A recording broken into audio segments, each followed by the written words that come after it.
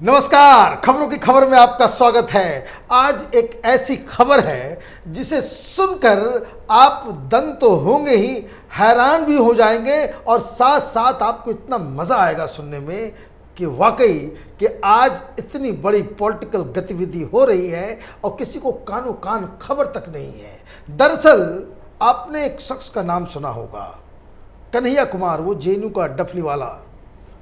हमें चाहिए आज़ादी, पूंजीवाद से आज़ादी, भ्रष्टाचार से आज़ादी, सामंतवाद से आज़ादी और पता नहीं कितने कितने तरह की बातें उल्टी पुल्टी करता था।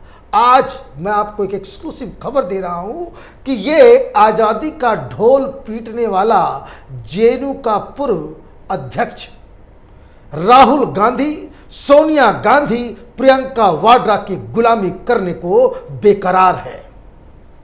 खबर यह आ रही है, हालांकि इस बारे में कोई कुछ बोल नहीं रहा, लेकिन कांग्रेस के सूत्र बता रहे हैं कि राहुल गांधी के साथ इसने दो बार मुलाकात हुई है और ये मुलाकातें अकेले नहीं हुई हैं।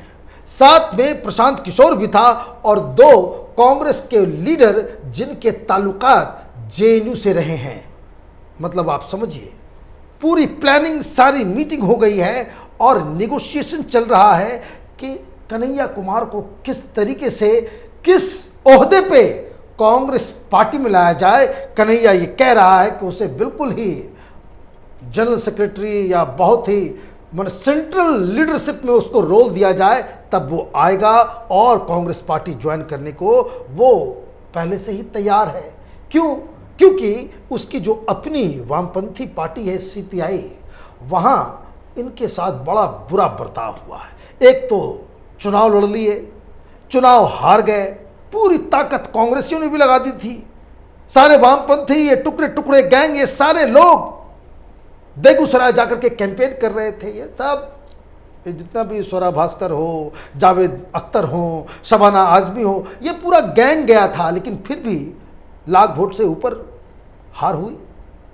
और उतना ही नहीं, उसके बाद जो कम्युनिस्ट पार्टी के अंदर एक डिसिप्लिन पार्टी है, मालूम चला कि ये तो बेसिकली ये तो गुंडा किस्म का आदमी है। मीडिया ने इसे बढ़ा चढ़ा कर दिखा दिया कि वे प्रधानमंत्री मोदी के खिलाफ ये खुल के बोलता है, गालियां देता, अभद्रता करता है, इसलिए इसे हीरो बना दिया गया। मीडिया की क्या मजबूरी है ये पता नहीं, लेकिन एक ट्रेंड सा हो गया था कुछ साल पहले तक कि किसी को भी, जो भी प्रधानमंत्री मोदी के खिलाफ कुछ गंदी बातें कर दे, उल्टी पुल्टी बातें कर दे, गाली गलौज कर दे, उसे मीडिया हीरो बना दिया करती थी। यही धंधा चल रहा था। कई सारे लोग, और ये सब के सब गुमनामी में चले गए। समय की मार में ये लोग सब अंदर, पता नहीं उस जमाने के लोग, आप देख ढूंढिए, कहीं नहीं मिलेंगे ये लोग। तो ये गुमनामी से बचने के लिए इसने गुलामी को स्वीकार किया है। अब ये कांग्रेस पार्टी ज्वाइन करने जा रहा है। कांग्रेस पार्टी, राहुल गांधी की मजबूरी क्या है? तो कैपिटल टीवी ने पिछले सप्ताह एक प्रोग्राम हमने किया था जिसमें हमने साफ साफ कहा था कि राहुल गांधी की स्ट्रेटजी क्या है। राहुल गांधी की स्ट्रेटजी बिल्कुल साफ है। वो तमाम टुकड़े टुकड़े गैंग के लोगों को, ये एनजीओ वाला, ये झोला छाप किस्म के, ये सारे लोग जिनके रिश्ते जिहादियों से, अलगाववादियों से, नक्सलियों से, अर्बन नक्सल से हैं, उनको ये कांग्रेस पार्टी में लेकर के आना चाहता है। और इसी क्रम में कन्हैया कुमार को राहुल गांधी अपनी पार्टी में लेकर के आना चाहते हैं। लेकिन इसमें बहुत सारे इफ्स एंड बट्स हैं। इफ्स एंड बट्स इसलिए हैं क्योंकि जैसे ही ये घोषणा हुई है, मालूम चल रहा है कि कांग्रेस पार्टी के अंदर विरोध चालू हो गया कि भाई आप ऐसे शख्स को कैसे पार्टी के अंदर लेकर के आ सकते हैं जो भारत तेरे टुकड़े होंगे इंशाअल्लाह इंशाअल्लाह के केस में जेल में बंद है, जिसके ऊपर अभी तक केस चल रहा है, इन्वेस्टिगेशन जारी है। जब ये जेएनयू का अध्यक्ष था, उसके नाक के नीचे अफजल, कितने अफजल मारोगे, हर घर से अफजल निकलेगा, ये देशद्रोहियों की भाषा बोलने वाले स्टूडेंट्स का ये लीडर हुआ करता था।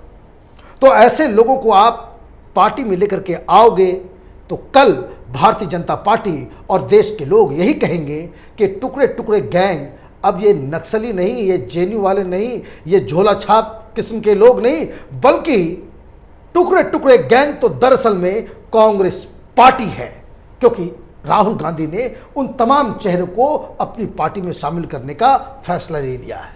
तो एक तो दिक्कत कांग्रेस पार्टी के अंदर वो आवाज उठ रही है कि इस तरह के लोगों को जिसे दूर रखना चाहिए पार्टी से, उसको आप बड़े ओहदे पे पार्टी के अंदर लेकर के आ रहे हैं। और दूसरी दिक्कत ये हो रही है कि इसने साफ साफ कह दिया है, ये शर्त रख दी है कि वो बिहार की राजनीति में बहुत ही एक्टिव रोल लेना चाहता है और वो मुख्यमंत्री के तौर पे बिहार में अपनी जमीन तैयार करना चाहता है कि आगे आने वाले दिनों में वो कांग्रेस पार्टी की तरफ से मुख्यमंत्री का चेहरा हो। अब कई सारे लोग हैं जो उसके फैन हैं, भीड़ लग जाती है, ये महत्वाकांक्षा है उसकी। लेकिन जैसे ही ये बात आरजेडी को मालूम चला, आरजेडी ने भी प्रोटेस्ट दर्ज करा दिया है, क्योंकि वहां तो यंग लीडर, आप तो एक म्यान में दो तलवार तो होंगी नहीं, वहां तो अभी मुख्यमंत्री बनने का नंबर तो लालू प्रसाद यादव के बेटे तेजस्वी यादव का है। ये उसी के उम्र के किसी एक और लीडर को आप खड़ा करोगे तो राहुल गांधी को लालू यादव की पार्टी का समर्थन नहीं मिलेगा। बिहार में आरजेडी ही ओरिजिनल पार्टी है जो भारतीय जनता पार्टी और जेडीयू से लड़ रही है। प्रशांत किशोर का इंटरेस्ट क्या है? प्रशांत किशोर का इंटरेस्ट ये है कि नीतीश कुमार ने उन्हें पार्टी से बेदखल किया, भारतीय जनता पार्टी से उसकी दुश्मनी है, तो वो ये चाह रहा है कि कांग्रेस पार्टी में जब वो आए, कांग्रेस पार्टी में वो जनरल सेक्रेटरी बनने के ख्वाब वो देख रहा है। और राहुल गांधी शायद इस बात के लिए मान भी गए हैं कि प्रशांत किशोर को अंदर लाया जाएगा। तो प्रशांत किशोर जब आए तो कई सारे इस तरह के एलिमेंट्स को भी कांग्रेस पार्टी में लेकर के आए और पुराने लोगों की छुट्टी की जाए। लेकिन सवाल ये है कि यहाँ आकर के, मतलब कांग्रेस पार्टी में आकर के ये कन्हैया कुमार करेगा क्या? कांग्रेस पार्टी तो गांधी परिवार की प्राइवेट लिमिटेड कंपनी है और इसमें काम करने वाले इसके नेता देखिए 22-23 जो G23, ये जो बड़े बड़े लीडर, सीजन्ड पॉलिटिशियंस जिन्होंने अपना पूरा जीवन कांग्रेस पार्टी को दे दिया, तो ये तो सीईओ ने कांग्रेस पार्टी के राहुल गांधी ने, जैसे चाय में मक्खी गिर जाती है वैसे उठा के बाहर फेंक देते हैं, वैसे ही इन बड़े बड़े लोगों को जिन्होंने अपनी पूरी जिंदगी कांग्रेस पार्टी को दे दी, निकाल के उसको बाहर फेंक दिया है। तो ये कन्हैया कुमार के साथ क्या होगा? और मैं आपको बता दूं, कन्हैया कुमार कोई अकेला वामपंथी नहीं है जो जेएनयू में प्रेसिडेंट रहा हो और वहां से वो कांग्रेस पार्टी ज्वाइन किया हो। किसी का भला नहीं हुआ अभी तक। एक नाम को अगर आप छोड़ दें, उसका मैं डिटेल में देता हूं, बड़ा इंटरेस्टिंग वो पूरा सिस्टम है। 1992 में शकील अहमद खान वहां पे एसएफआई के प्रेसिडेंट हुआ करते थे। वो भले आदमी हैं, बड़ा मिलनसार भी हैं। वो कांग्रेस पार्टी उन्होंने ज्वाइन कर लिया। किस तरह से ज्वाइन किया? तो वो उस समय ये संजय दत्त के फादर सुनील दत्त वो एक यात्रा पे निकले थे, उनके साथ वो लग गए थे। ये शकील अहमद खान दरअसल एसएफआई के थे, वामपंथी थे, लेकिन वो कांग्रेस पार्टी में आ गए और तब से वो कांग्रेस में राजनीति कर रहे हैं। अच्छा मुकाम पे बिहार में उनको लोग जानते हैं, पहचानते हैं। अभी फिलहाल वो एक एमएलए हैं, नेशनल लेवल के लीडर नहीं बने हैं। कब थे ये प्रेसिडेंट? 1992। पता नहीं कन्हैया उसमें क्या कर रहे हो। ये पहले उस तरह के बड़ा नाम जो कांग्रेस पार्टी में आया। दूसरा बड़ा नाम 95-96 के आसपास वहां पे एक वामपंथी लीडर हुआ करता था, राजस्थान का बत्तीलाल बैरवा। ये बत्तीलाल बैरवा बड़ा पॉपुलर लीडर हुआ करता था और अगर उस जमाने में टेलीविजन होता तो कन्हैया से ज़्यादा उसका, क्योंकि उसका पूरा जिसको कह सकते हैं आउटलुक, जो पूरा पर्सोना था वो बड़ा ही लोगों को भाता था। उन्होंने भी ज्वाइन किया, लेकिन वो ना घर के रहे ना घाट के रहे। राजस्थान में ना वो कभी एमएलए बन सके ना कुछ कर सके। पार्टी ने भी दरकिनार कर दिया। मे भी एक दलित लीडर थे इसलिए उनको साइडलाइन कर दिया। वहाँ पे कोई परिवार से नहीं थे इसलिए साइडलाइन कर दिया गया। शकील साहब तो माइनॉरिटी कम्युनिटी से आते हैं तो इसलिए ऐसा लगता है कि उनको वहाँ पे जगह मिल गई। कांग्रेस पार्टी का थोड़ा सा झुकाव होता है माइनॉरिटी लीडर्स के ऊपर। तो ये दो। इसके बाद एक और बड़ा नाम नासिर हुसैन, वो भी वही वामपंथी, यही पार्टी एसएफआई एआईएसएफ इसके लीडर थे, जेएनयू में दो दो बार वो प्रेसिडेंट भी रहे। तो नासिर हुसैन वो कांग्रेस पार्टी ज्वाइन कर लिए और वो एक अच्छा काम कर रहे हैं, बहुत ही लो प्रोफाइल, लोग जानते नहीं नाम उनका, बट आप टेलीविजन चैनल पे उनको बातचीत करते हुए देखते होंगे।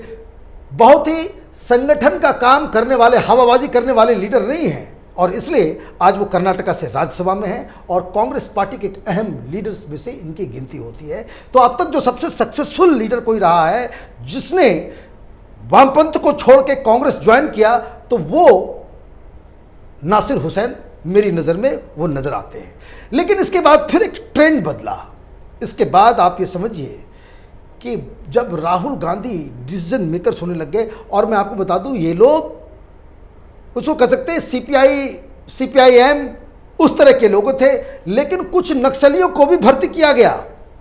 एक संदीप सिंह, ये ऐसा नक्सली, जला दो मिटा दो CPI-ML, उसका वो आयसा का वो राष्ट्रीय अध्यक्ष था, जेएनयू में भी वो अध्यक्ष रहा और आज वो राहुल गांधी और प्रियंका वाड्रा का सबसे बड़ा सलाहकार है। ये जो गंदी भद्दी जो ट्वीट्स जो आते हैं, ये सारी गंदगी जो है ये सब पैदा करने वाले यही सब लोग हैं। वामपंथियों की तरह आंदोलनकारी राह पे जो भारतीय कांग्रेस पार्टी को लेकर के जाना चाह रहे हैं राहुल गांधी, ये इन्हीं लोगों की वजह से। एक और नाम है मोहित पांडे। ये जो टुकड़े टुकड़े गैंग वाला ये जो पूरा जो मसला हुआ था, उसके बाद जब इन लोगों को डर लग गया था तो सारे वामपंथी का जो एक कॉमन उम्मीदवार बना था मोहित पांडे, वो लड़ा, सब कुछ हुआ, जीत गया और जीतने के बाद वो राहुल गांधी की टीम में, उसे यूपी में सोशल मीडिया देखता है। तो ये जो सारी जो इसको कहते हैं ना जुमलेबाजी कांग्रेस पार्टी और राहुल गांधी और प्रियंका वाड्रा की तरफ से होता है, तो ये इन दोनों का काम है। तो कहने का मतलब ये है, आसमान से गिरे और कहाँ लटके, खजूर पे लटके। कुछ होना जाना नहीं है कन्हैया कुमार का। कन्हैया कुमार CPI से भागना चाहते हैं। भागना क्यों चाहते हैं भाई? जिसकी जितनी हैसियत हो गया भाई, मीडिया आपको दिखा सकता है, आपको एक इसको आइकन बना सकता है, लेकिन जन समर्थन मीडिया आपके लिए पैदा नहीं कर सकता। जन समर्थन तो आपको खुद पैदा करना पड़ेगा। अब हुआ यह कि ये पिछले साल की घटना है, दिसंबर के आसपास की घटना है शायद। पटना के जो CPI ऑफिस हैं वहाँ पे कोई शख्स के साथ इन्होंने मारपीट कर ली। वो बेगूसराय के डिस्ट्रिक्ट काउंसिल का कुछ मीटिंग होना था, मीटिंग कैंसिल हो गई। ये अपने गुंडों के साथ आया और अपनी ही का ऑफिस के किसी ऑफिस बेरे जो ऑफिस इंचार्ज होते हैं उसके साथ इसने मारपीट की। हैदराबाद में इन लोगों का जो नेशनल कन्वेंशन होता है उसके दौरान 110 उम्मीदवार थे, मेंबर्स थे उस कन्वेंशन में, सिर्फ 3 ने कन्हैया का साथ दिया, बाकी सब लोगों ने निंदा प्रस्ताव किए, गुंडा है, ये मारपीट करके इसने गलती की। ये तब से इनकी हेकड़ी जो है और इनकी जो कह सकते हैं हैसियत, हैकड़ी और हैसियत दोनों रफू चक्कर, तब से इनको जो है बाकायदा वहाँ पे एक जिसको कह सकते हैं कि 12th मैन की तरह CPI में इसको कर दिया गया। और ये तब से ही छटपटा रहा था कि भाई किसी तरीके से किसी पार्टी में चला मैंने उनको जगह मिल जाए। इस दौरान वो JDU में भी शामिल होने के लिए नीतीश कुमार से मिला और नीतीश कुमार से तो पुराना रिश्ता है। ये जो टुकड़े टुकड़े गैंग वाला ये सब JNU में जो बवाल मचा था, जब केस वगैरह हुआ था, तो उस वक्त नीतीश कुमार भारतीय जनता पार्टी से अलग थे। तो बताया जाता है कि नीतीश कुमार बाकायदा इसके बैंक अकाउंट में पैसा दिया करते थे। हवाई जहाज़, उसको मुंबई से पूना भी जाना होता था तो हवाई जहाज़ से जाता था। ये इतना बड़ा आदमी है कि सिर्फ डफली बजा करके हमें आज़ादी किस चीज़ से चाहिए, तो पूंजीवाद से। तो कहानी तो मेरे बताने के लिए मेरे पास बहुत है कि किस तरीके से ये पूंजीवादियों के सामने जाकर के हाथ फैलाया करता था कि सर आपसे कुछ साइड में कुछ अलग से बात करनी है, कुछ पैसे की ज़रूरत है। तो ये तमाशा कि भाई पूंजीवाद से आज़ादी, अब जाओ भाई। ये कांग्रेस पार्टी जिसको बाकायदा हिंदुस्तान में सामंतवाद के लिए ही जाना जाता है, ये पार्टी सामंतवादियों के लिए ही है, तो कहाँ जाएगा वो डफली की आवाज़ कि पूंजीवाद से आज़ादी? वो तो मैंने बता दिया, ये सामंतवाद से आज़ादी, चले गए सामंतवाद के पास। और कांग्रेस पार्टी कब पूंजीवाद के खिलाफ चुनाव मैंने वो लड़ती है, उसकी विचारधारा है। तो कहने का मतलब ये है कि जिन जिन लोगों ने कन्हैया को अपना हीरो बनाया था, उसको अपनी आंखों के सामने जीरो बनते हुए देखेंगे।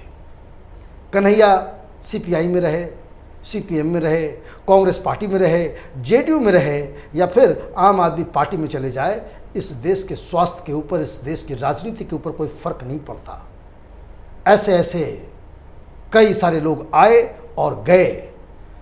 हिंदुस्तान में हिंदुस्तान के टुकड़े टुकड़े करने के सपने देखने वालों की जगह राजनीति में नहीं, जेल के अंदर है। लेकिन विडंबना यह है कि राहुल गांधी की जो इसको कह सकते हैं कि मिसगाइडेड रणनीति है, वो इस तरह के लोगों के लिए कांग्रेस में एक प्लेटफॉर्म क्रिएट करवा रही है।